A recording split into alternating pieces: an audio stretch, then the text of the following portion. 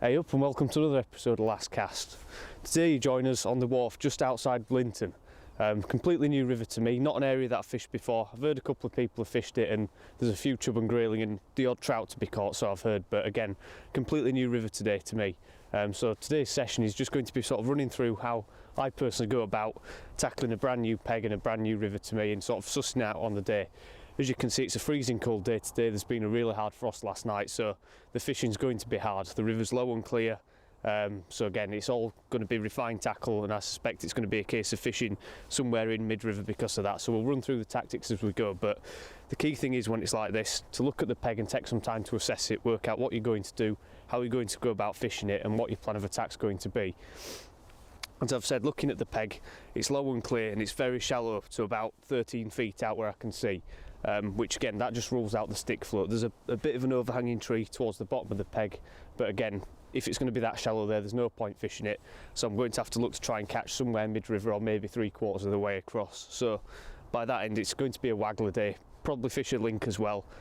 Bait choice is going to be dead simple. It's going to be hemp and maggots, and obviously with it being so cold it's going to be a case of feeding very little but nice and frequently and trying to draw fish, being that it's quite a large expanse of water this. So as I say now, I'll get down to the peg, get some rods set up, and then we'll crack on with the session.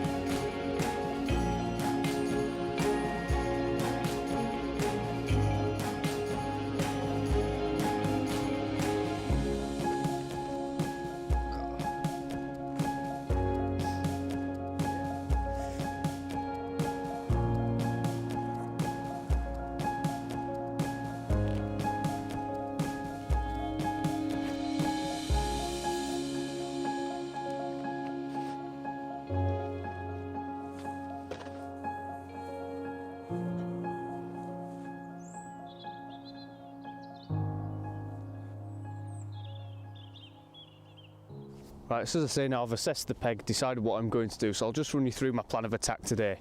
As I say, bait wise, it's a clear river, and quite often with rivers like this, your best bet is just hemp and maggots, keeping things dead simple, really light feeding. You can see I've got some catapults there because I'm going to be looking to fish halfway across to 3/4. So as I say, dead simple on the bait front, they're going to be feeding minimal amounts of bait, just trying to get the odd bite. In terms of where I've decided to fish, I've had a plumb round and it's fairly uniform out there. But obviously with bankside disturbance and the clear water, the fish will tend to push further across the river, sort of, as I say, halfway to 2/3 of the way across, and it's slightly deeper there, maybe by about 6 inches. But looking at the river itself, you can see on the bottom it's quite rocky, which means that there won't be deep cut channels and things like that. There won't be the same sort of troughing that you will get in some rivers, say like the Ouse or the Calder that we fish, so it's fairly uniform across, which obviously means that I'm going to have to try and draw fish, so feeding today is going to be really important. But I'll just quickly run through the rigs. As I say, I've set up to fish just one area of the peg, which is 3/4 of the halfway to 2/3, maybe even 3/4 of the way across. And because it's clear again, I'm looking to feed a general area, don't want to feed really tight, so I'm just trying to pick off fish wherever I can, and try and suss out what's in the peg. So the first rod that I've set up, usual kind of thing that you'll see me have, is the link ledger. Any river that I go to, really, I tend to set this up, and this will be perfect for fishing, as I say, that distance across. Just offers me a different form of presentation, and quite often a static bait, like just a single maggot, can get a few bites. So in terms of the tackle, small little Shimano reel, 014 day with TDR on there, the usual 10-foot Sigma wand, nice light quiver tip.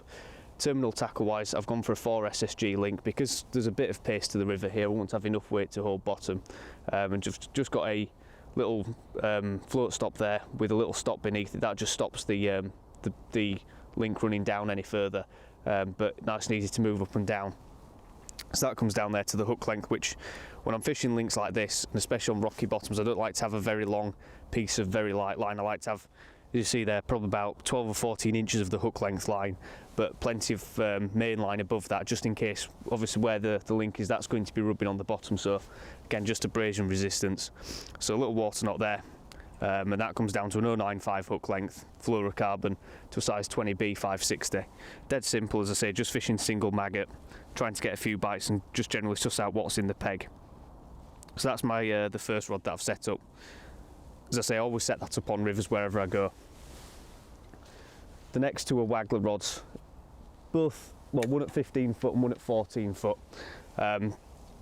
Again, because I'm just fishing one area, I want to give myself plenty of options in terms of presentation. This is the rod that I'd expect to get the most bites on today. So I've got a nice light 15 foot float rod. As you can see there, it's very shallow, probably about 2.5 3 foot deep tops. Again, 3012 size Daywood TDM, 014 Daywood TDR as the main line again on this. Again, with it being quite a low clear river, I want a nice light main line just so it's not too obtrusive. The float choice is a 5BB Dave Harrell insert waggler. I've just got that locked on there with just two number 10s down the line. On this one I've obviously got a really light form of presentation with the insert, trying to get a lot more bites. The other one's just stepped up, but again, that just comes down to a hook length there. I've not used a swivel in this instance because I want to use very small shot near the hook length for bite detection and, as I say, a bit more finesse. So I've just gone loop to loop, 10-inch hook length again of 095 fluorocarbon, so it's again a size 20B 560. So that's the rig that I'll probably expect to catch the most fish on today and get the most bites. But just in case the fishing is quite good, I've set up another waggler rod. Say this one's just at 14 foot. And it's exactly the same principle but slightly heavier, so we've got 016 main line instead, and instead of an insert waggler we've got a 5BB straight peacock waggler, again Dave Harrell float, that one. This I'm going to look to drag a bit more line on the bottom. I've set this about 4 inches over depth, and it just, again, different form of presentation, just allowing me to drag that bait on the bottom and potentially pick out a bigger fish or two or use slightly bigger baits. So this is just slightly undershotted compared to the insert waggler, again because I'm dragging on bottom, and when it's quite rocky like this you need a bit of buoyancy to make sure that hook bait does drag across the bottom rather than get stuck. With it being a thicker float, I'm using number 8s down the line, but again just two number 8s, as you can see they're equally spaced, and again exactly the same hook length but down to an 18 in this case, B560. Might be able to use double maggot on that. So again, those are just the rigs that I've set up, keeping things dead simple. All I'm going to look to do today is just trickle in bait, not going to feed a quantity at any point, and just hopefully get a few bites. It might take an hour or two to get 1 or 2 fish in the peg, but again it's just one of those things with a hard frost like it was last night. You've just got to ease your way into the peg. You don't want to commit too heavily with the bait at the start and ruin your peg. So as I say, we'll get into the session now, start feeding, and hopefully we might pick up 1 or 2 fish on the way. Right, so I'm going to start the session now. Just going to start with a single red maggot on the lightest rig, the insert waggler, and just see what the sort of peg looks like, how the float runs down the peg, just to see if there's any other obstructions that I've missed when plumbing up.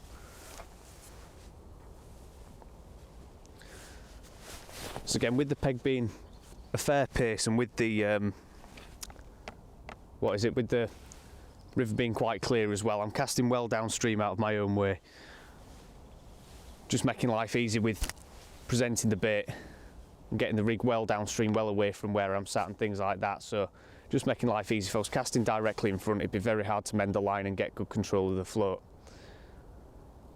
So I'm actually doing is feeding downstream as well. So I've set myself facing well down the peg, making life easy to cast right down the peg away from me, and then feed just slightly upstream. I think it's just dragging bottom a little bit there. As you might be able to see, I've shotted the float right down in this instance. Again, with it being winter, looking to hit every little indication. But I'm having a little bit of difficulty with a bit of ice in the rod rings at the moment. So that's where fishing a slightly heavier waggler than you normally would actually helps. Again, with it being shallow water, I'd prefer to get away with using, say, a 3 or 4BB waggler. But I've set up with a 5 just to make sure I can get well down the peg, get good control of the float, and as I say, negotiate the rod ice freezing up like they will do today until it starts to warm up a little bit.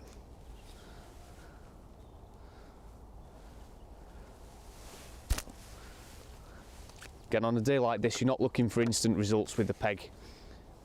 Again, with a large peg like this that's fairly uniform, it's just dragging bottom there again.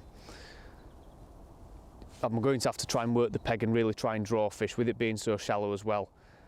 It's going to take a bit of time today to try and get a few bites, so I'm not expecting to catch on the first chuck. Again, if you're fishing near a feature or in sort of a decent depth of water, then you might expect to catch fish fairly quickly. But today, I think the fish are going to be sort of scattered around little pockets of fish, and it's going to be a case of just feeding a couple of maggots, a few grains of hemp, and just trying to draw them up towards me.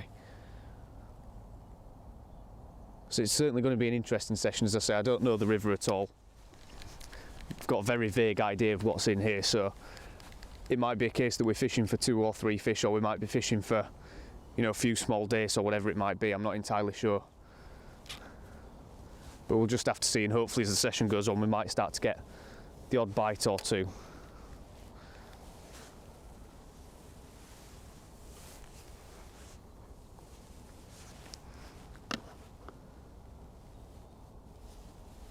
Again, obviously fishing a slightly heavier waggler as well means I can fish the far side of my feed or the near side should I want to. Again, if it becomes a case of trying to pick off just 1 or 2 fish.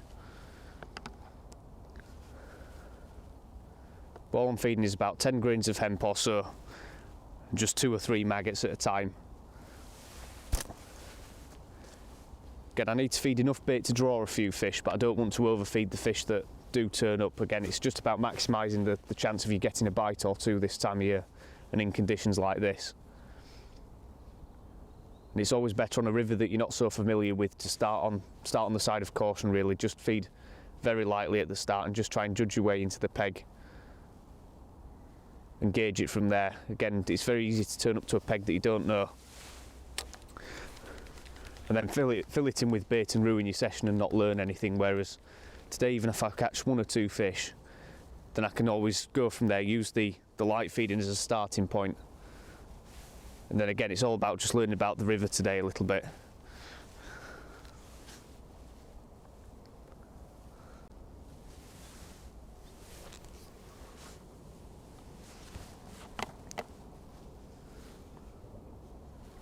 Again, with the shallow nature of the peg today, I've brought quite a few different rods and options with me today, but with the shallow nature of the peg, I'll just run through why I've chosen what I have. I did think today it might be a decent river to sort of use a feeder on, because there's the odd far bank feature, but after plumbing up and finding that it's so shallow, the last thing I want to be doing when it's this cold is chucking a feeder onto their heads. So that's why I've opted to use a ledger and a waggler approach. Again, with the water being so clear and shallow and uniform all the way out, I've not set up a stick float line because I just don't believe the fish will sit that close to the bank. I think there'll be pockets of fish somewhere around mid-river, and especially with any bankside disturbance as well, they are going to push out there as well. So that's why I've just exclusively set up one line with 2 waggler rods and a link ledger, just to try and maximise that one area of the peg. And again, when you're fishing one line like that, it allows you just to focus purely on that one area. You're not having to think about loads of other different lines and options like that. So as I say, hopefully we'll get a few bites as the day goes on, but again, it really is, there's no guarantees when it's like this. So I'll just have to suss out the peg on the day, work out what's in front of me. There's definitely a few rocks on the bottom as well. This is dragging along. As I say, hopefully just try and catch a few fish, and if we're lucky, 1 or 2 better ones. So we'll keep you posted how the session's going and if we started to get a few bites and get into a few fish as well. Right, so I've just had to make a little bit of a change there because we've had a small chub, but it's been quite clear already that the rod eyes are freezing up incredibly quickly, so I've had to step up in size now to a 4 AAA waggler, just to make sure that I can actually get the float out to where it needs to be. It's a bit of a pain because the water's so shallow there. I don't want to be crashing a big float on top of their heads, but at the end of the day you've got to get the float to where you can reach, or to where you want to fish, sorry. So hopefully the temperatures will start to increase during the day and we'll be able to go back onto the lighter float and things. There's another little bite there. But I'm amazed that we're getting bites this quickly into the session. As I say, the chub that we've had, there's definitely a bite. That one, it's taken the maggot. The chub that we had was probably about 8 to 10 ounces, so a nice little fish to start the day. And hopefully if there's 1 or 2 out there, then we might be able to build a little bit of a net. But as I say, when the rod eyes are freezing up, it's nice just to get a bite or 2. So again, I'm not going to increase the feed too much, but being that there are 1 or 2 chub there, they will have a tendency to go through a decent amount of bait. So it gives me an option if I do feel that there's quite a few there. I can really step up the feed and try and increase the level of competition. So I'm just feeding 4 maggots or so, and keeping up with the hemp as well. Again, just 10 or 12 grains, but as I say, just putting one or two extra maggots in each cast. As you can see, it's incredibly hard work to deal with the ice that's going through the rings of this rod. Obviously, not only is it when you're casting, but when you are trying to release line, when it's going down the peg, it's incredibly hard. So I'm having to sort of feed before I cast and then concentrate on the cast and getting that line through the rod eyes. So again, ideally I wouldn't have to step up to a float of this capacity because of the shallow water, but if the rod eyes are freezing up, then it's important that you do have a fair few floats in your box that, again, of the same pattern that you want to use, but just in bigger capacities. Again, if the ice becomes even more of a problem, then I can always step up to a 5 AAA waggler. But again, that'd be far from ideal in that instance. Then I'll probably look to just fish the link ledger instead, until the temperatures do start to increase. So again, when you're casting like this as well with a heavier waggler in such shallow water, it's absolutely crucial that you do feather the cast really heavily before it hits the water. Again, you don't want to be crashing a big float like that on top of their heads. As I say, that little chub's been a fantastic start to the session. As I say, I wouldn't have expected to get bites for at least an hour or two today, especially in a peg like this. Just dragging bottom again there. So it's a really good little start, is that. So hopefully as the session goes on, we might encounter 1 or 2 more fish.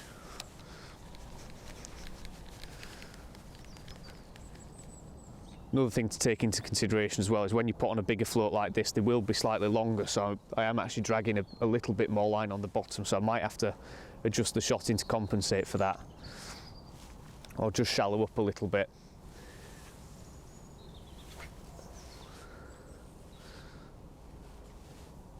But again, by also feeding a nice general area, it's given me the option of fishing a little bit further away from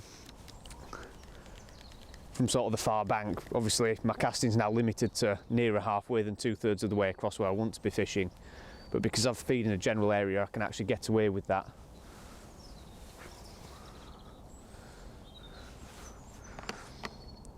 You can see it really is hard work with the ice going through the rod rings at the moment.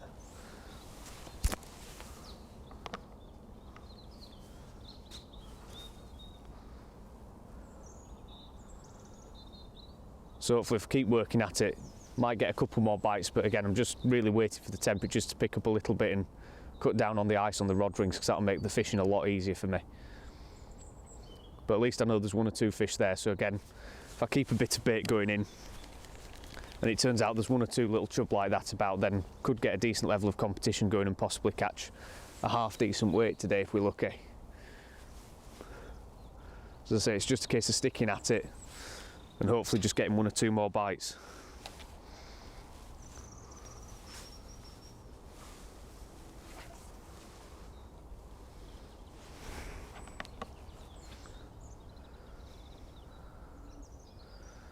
It's good that they're quite high up the peg, because if I start catching 1 or 2 or the sun gets up, they'll push further down and I can still fish it quite easily.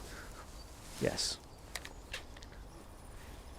Right, I've just hooked another fish now on the waggler. Doesn't feel massive, but nice confident bite after I've shotted that float back down. Didn't get anything on the link, but I've just switched back to that 5 BB waggler, and this cast I was actually fishing right the way across. Not sure what it is yet. Don't think it's a chub because it's fighting quite hard. Might be a trout or a grayling, not entirely sure yet.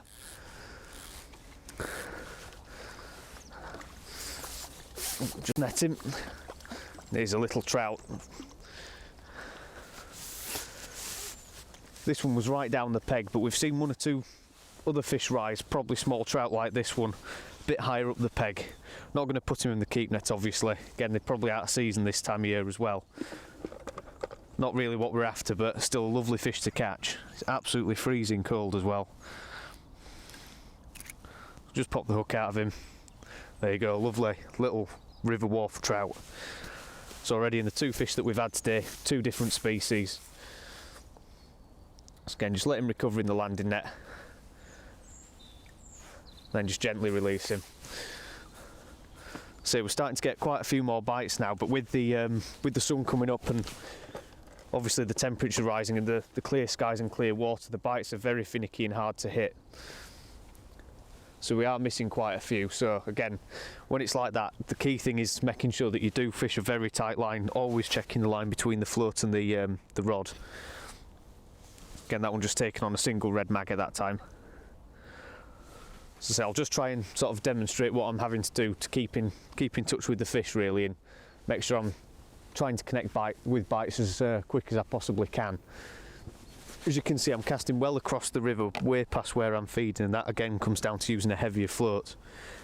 Feeding 4 or 5 maggots, again downstream of me. You can see they're landing well short. Then what I'm doing is dragging that float back into the feed like that, making sure I keep a nice tight line. But it also allows me, because I'm casting well past the feed, to fish the far side of that feed area, and I'd expect as the sun does get higher and higher, that's where the fish will start to push out to further across, nearer to the snags, just generally further away from me. So again, that's why float selection, as another bite and another fish now, is so important this time of year. And this feels like it might be a chub. Not a big fish. It's swimming upstream a bit. But hopefully that just gave a decent demonstration of just the importance of keeping a nice tight line at all times. Actually, it's a grayling, this one.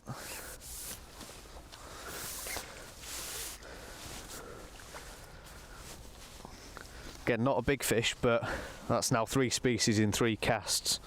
It's a fantastic fish. So hopefully if we get a few more maggots trickling in, just a little bit of hemp seed, I'm starting to cut down on that because obviously the fish are surprisingly having a bit of a feed here today.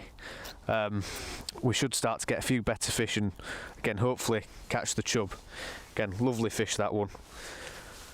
Again, not putting him in the keep net, just give him a couple of seconds to recover in the net. It's really important with grayling that you do that, because if you release them they will tend to just go belly up and drift downstream.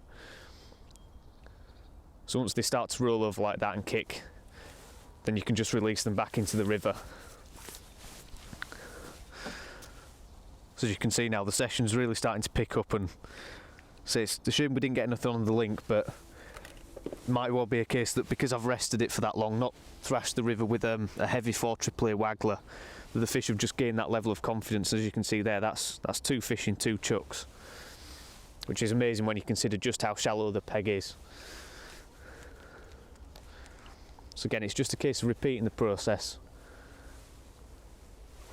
Again, casting well downstream also helps massively with keeping that line tight, and again, when bites are so fast and finicky as they are today, it's important that you do consider these things. So I'm now upping the feed to 4 or 5 maggots a cast rather than 2 or 3. Again, just dragging that float back into position. I've also added a couple more number 8 shot to the bulk underneath the float to get that float pimpled right down. It's amazing the difference that's made with bites. That's another fish on now. This feels like a slightly better fish, this already. I've just pulled out of him. That's a shame, that felt like a much better fish that time. You can see now the fishing's really picking up, so hopefully we'll start to catch 1 or 2 fish, and fortunately lost that one that time, but there's definitely 1 or 2 starting to shoal up there. So it just gives you an idea of how confident they now are. Right, unfortunately we just lost that larger fish there. Felt like a couple of pound, but again it just goes to show that there's the level of confidence with which the fish are feeding now. Again, I think a lot of that is to do with resting the peg like we have. So again, although it seems that there's quite a few fish there, I'm not going mad on the feed. That's the last thing you want to do, is overfeed the fish that are in front of you. So I'm just, as I say, I've upped the feed now to 4, maybe 5 maggots each cast.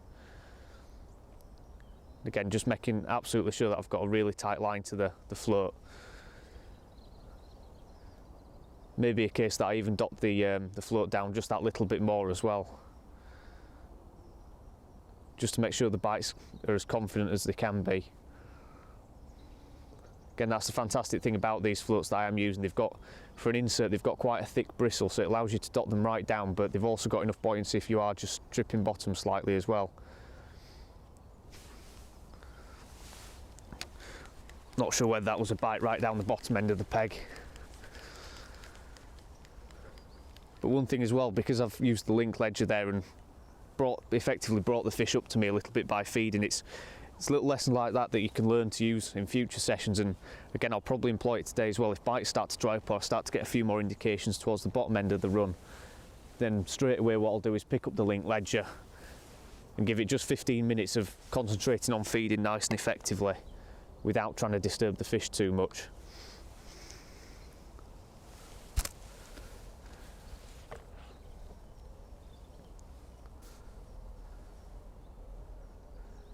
So again, when bites are at a premium like they are today, it's important that you do try and build your peg and make sure that the fish that are there are taking the bait nice and confidently. Because it'd be very easy, say there's not massive numbers of fish in front of me today, to just catch 2 or 3 and spook the entire lot, and rather than giving the peg a rest and going onto the link ledger and rebuilding the swim and getting a few fish back, it'd be very easy to just keep casting that waggler out, hoping for a few bites and push the fish further away from me.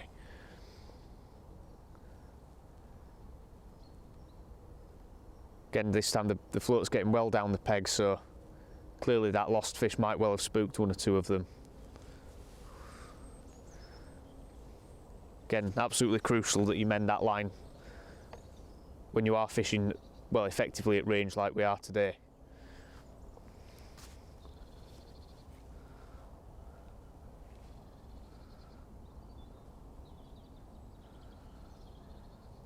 Again, with a nice steady run like this, can see well down the peg, so I can let that float run for probably at least 60-70 yards should I need to. And again, using a big open face reel like this allows me to do that as well. Got plenty of widening power to bring that float back in towards me.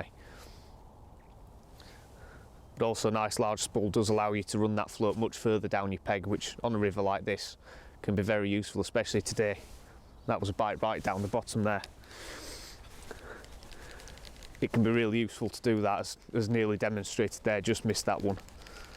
They are being incredibly quick of the fish. So I think what I'll do is just dot that float down a little bit more, just constantly adding like a number 8 stop either side of the bulk, just to keep pimpling it down that little bit more. And again, on days like this, those small details can make a massive difference.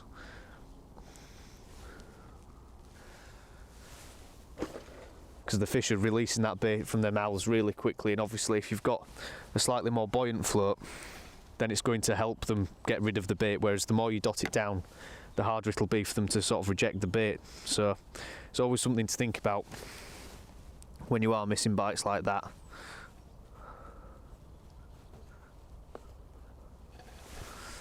Again, trying to pick out a decent sized red maggot. In terms of the actual hook bait options, I've got some bronzes in there as well, which again, if I start to miss a few more bites or the fish get less confident taking red maggots, I can always switch to a bronze. And again, on rivers like this, it can be very, very useful to do that. You can suddenly pick up 1 or 2 fish that aren't really expecting it, because it is a change hook bait.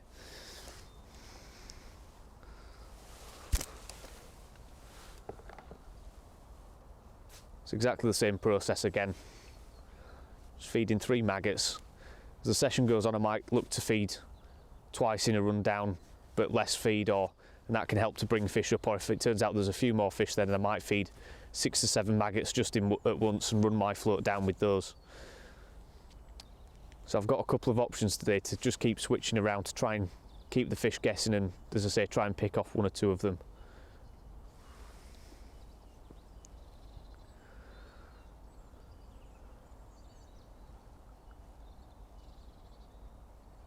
But it's going to be a really interesting session today. As I say, it's a completely new river to me. Just missed that bite that time. So it's really nice to come somewhere completely different and have to sort of try my hand at this kind of fishing, which is not something I do very often, fishing these sort of really shallow rivers. And especially for chub and things like that, a lot of the rivers that I fish are sort of for roach and small silvers, so it's be really interesting to see what we can actually catch today.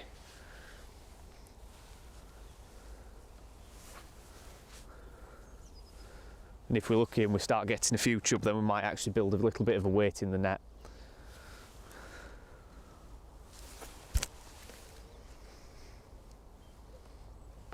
But the key thing is obviously, as I've said, is just building that rhythm with your feeding, your casting, and then drawing the float back into the feed and checking the line, just to make sure you're fishing really effectively. And once you get into a good rhythm like that, it's amazing how much you can up your catch rate.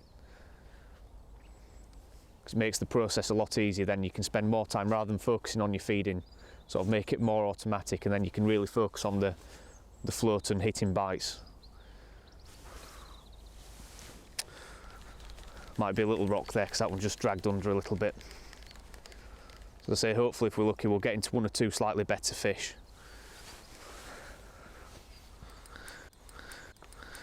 There we go, there's one on the link. Right, so I've just got hooked into a fish now on the link ledger. Doesn't feel like a bad fish, this one. And interesting, what I'm doing now is just trying to get a bit more feed into the peg. Nice and steady. This feels like a much better fish actually this time. Again, only fishing really light, so just got to take my time with this. As you might be able to see, I've changed the quiver tip as well, as it turns out needed a slightly heavier one. It's nice grayling, this. Biggest fish of the session by far. Just had to switch over the quiver tip because it was just pulling around a bit too much, and straight away being rewarded with a much better fish. That's a fantastic River Wharfe grayling, that. Once he calms down, you can see gorgeous fish. See with his dorsal fin up there, just very lightly hooked.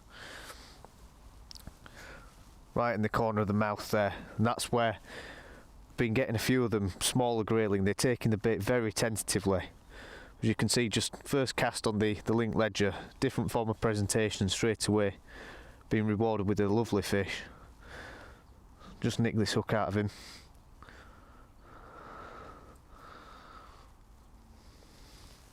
So I'm using just a little microbarb again. This time of year the fish can be very finicky, so little microbarbed pattern can just be that much better at holding on to these fish. There we go. That's an absolutely stunning fish to catch. And again, just shows how useful the link ledger can be as an alternative form of presentation. So same again with these fish, just let them recover before you let them swim off. This one's doing alright straight away. Just release him there.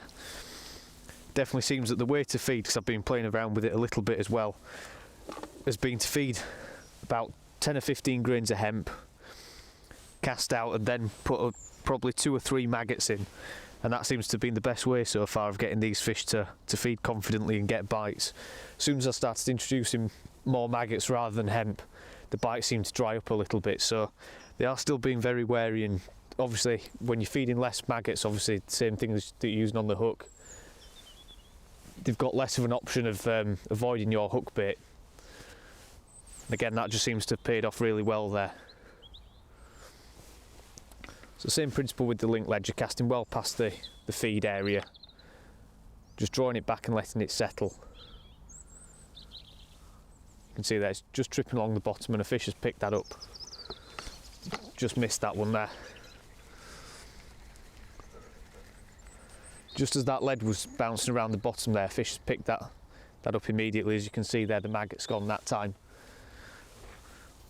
It's interesting, I was missing quite a lot of bites on the waggler. Just switched over to the link there straight away, first cast had a fish, and if I wasn't trying to feed there I'd have probably hooked that one as well.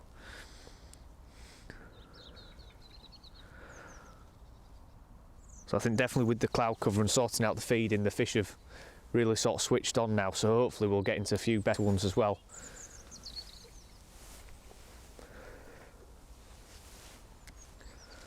So saying there, casting well past the feed area, just feeding 3 maggots, then just tightening up to that link ledger. And again, what I'm looking for is for that fish to dislodge the link. You'll see the tip pop back and then jag round slightly, and that's the time to strike.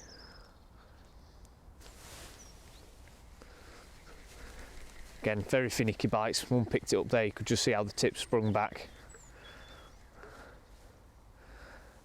And again, he's nicked the maggot as well. So there's definitely a few fish down there.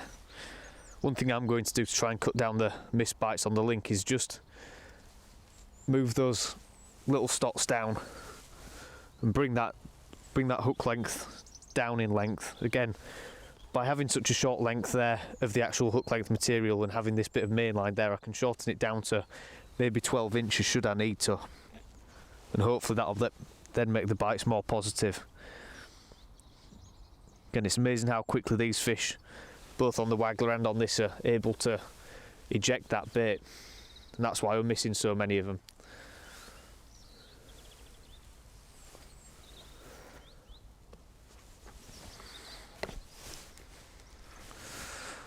So again, just repeating the process. Just going to feed 5 maggots this time.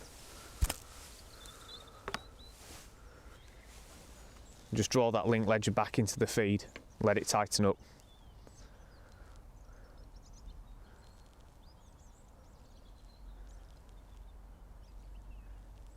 Again, it's just bounced around the bottom now, it's just started to hold. Again, with all your ledger fishing on rivers, applies to the link ledger and feeder fishing, that's what you're looking to do, is get that lead so it just about holds bottom. That way, as soon as the fish picks it up, then it'll dislodge it and you'll see the bite nice and clear. So if I'm getting a period of inactivity on this, then it's just allowing me to feed a little bit more regularly, get a bit more hemp into the peg as well. As I say, just trickling in 2 or 3 maggots every so often, just more as hook bait samples rather than a feed. So it also does seem that the more I'm casting the float over the top of the fish, they are coming to the feed, but the more I'm casting the float over the top, the more they're spooking away from it, moving downstream, and that's unsettling them.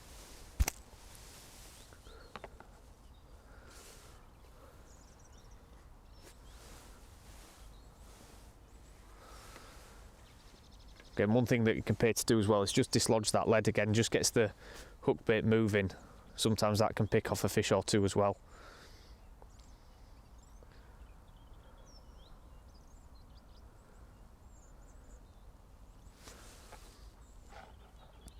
So as I say, I'll stick at the link ledger for a little bit longer while I let the peg settle, keep that feed going in, and like we did earlier, get back on the waggler and hopefully be rewarded with a couple of fish quite quickly.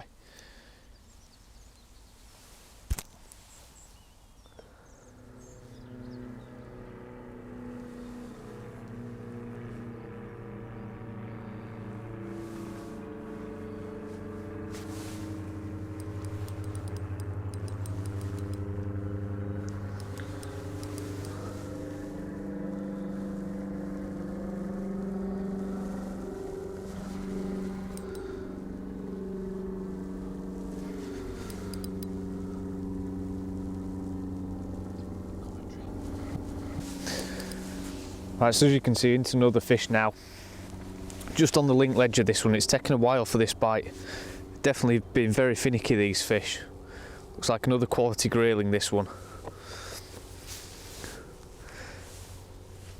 Again, it just seems to be grayling that are in the peg at the moment. There's the odd swirl as well, which might be a trout or, again, small grayling coming up to take the odd maggot, but the fishing is very difficult. But these quality fish, these ones. Another really nice grayling, and the bigger graylings seem to be being caught on the link ledger as well today, which is quite interesting. Seem to be a bit more susceptible to that static hook bait. Getting hooked right in the corner of his mouth. So still very lightly hooked. And they can be a bit fiddly to get the hooks out of these, but as you can see there, another lovely stamp fish. See if he'll be here for the camera. Gorgeous river fish, these. Getting popped back now. So unfortunately we've not encountered any more chub as yet, but hopefully as the light levels do start to drop, we might see 1 or 2 start to feed and hopefully catch 1 or 2 if we're lucky. But can't really complain considering the conditions and the hard frost last night, with catching quality grayling like that.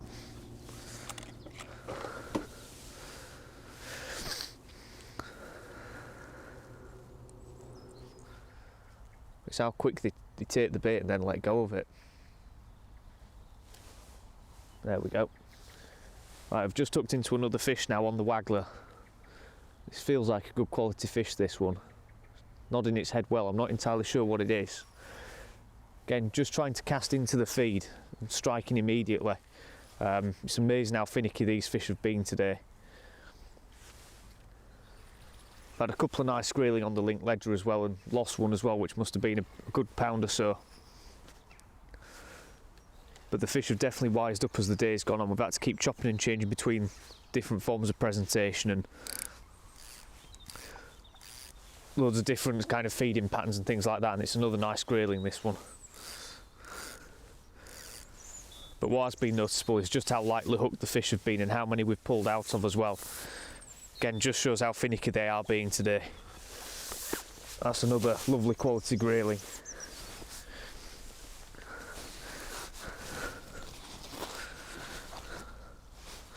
Let's see if he'll calm down. See, they're just hooked slightly outside the mouth. Again, but hooked very lightly. Which seems to be the case with the bulk of the fish that we have caught today. Again, I think with this peg, probably gets fished quite a lot, I'd have thought, being quite a nice comfortable peg. I reckon these fish have wised up to a lot of the angling pressure, so they know just how to throw a hook. But that's another lovely River Wharfe grayling there. Again, we'll get him popped back. So we've probably got about another hour or so of the session left today. So as the light levels start to drop, hopefully we'll start to catch a few more fish and maybe a few different species again. But can't really complain today. We've had a chub, a trout, and then plenty of grayling as well, up to probably well over a pound with one or two of them, which really is good sport considering the conditions that we faced with today in a low clear river as well. As I say, we'll crack on and hopefully might catch one or two slightly better fish towards the back end of the session in the last sort of half an hour of light possibly.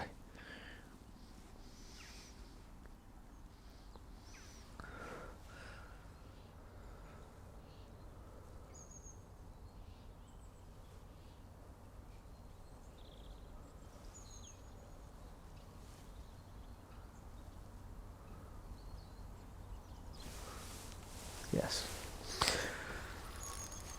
Right, I've just hooked another fish now, back on the insert waggler. Again, we've had to keep chopping and changing to try and get a few bites going.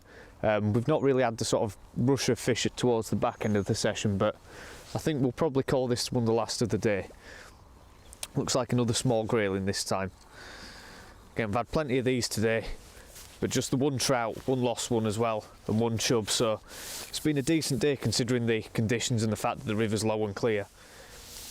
And it's been nice to come to a brand new venue and try and suss something out on the day. Again, always worth doing something like that just to try and sort of get a bit of experience on new venues and also just test out one or two things and learn how to make a few decisions on sort of adapt your session as you go. So just pop the hook out of this one, hooked right in the top lip. Another small fish, but again, nice fish to catch. So get him popped back and we'll probably conclude the session. So we won't get the keep net out today because we've only had just the one small chub in there, so there's no point really showing him to camera again. So as I say, we'll probably conclude the session at that. Right, so as you can see there, we've just put back that last grayling. It's been a fantastic session today and really nice to come to a new venue and have to suss something out on the day. We might well do a few more episodes like this, just going to new venues and having to suss the peg out on the day, but again, hopefully we've done a couple of things today that you might be able to take away to apply to when you go to a new venue, especially a river like this. Things like weighing up the peg at the start of the session, trying to get an idea of what's out there, having a good plumb around, and also setting up a few different rigs just to try and have a bit of a play around to see what works best. As it turns out today, the wagglers have caught a good mixture of fish, but definitely the link ledger's caught the better grayling. So again, if I come back to this river or a peg like this, I know to set that up and use it to try and target those better fish. So it's been a fantastic little session today. Again, hopefully you've enjoyed it. So as always, thanks for watching. Don't forget to subscribe and we'll see you on that next episode.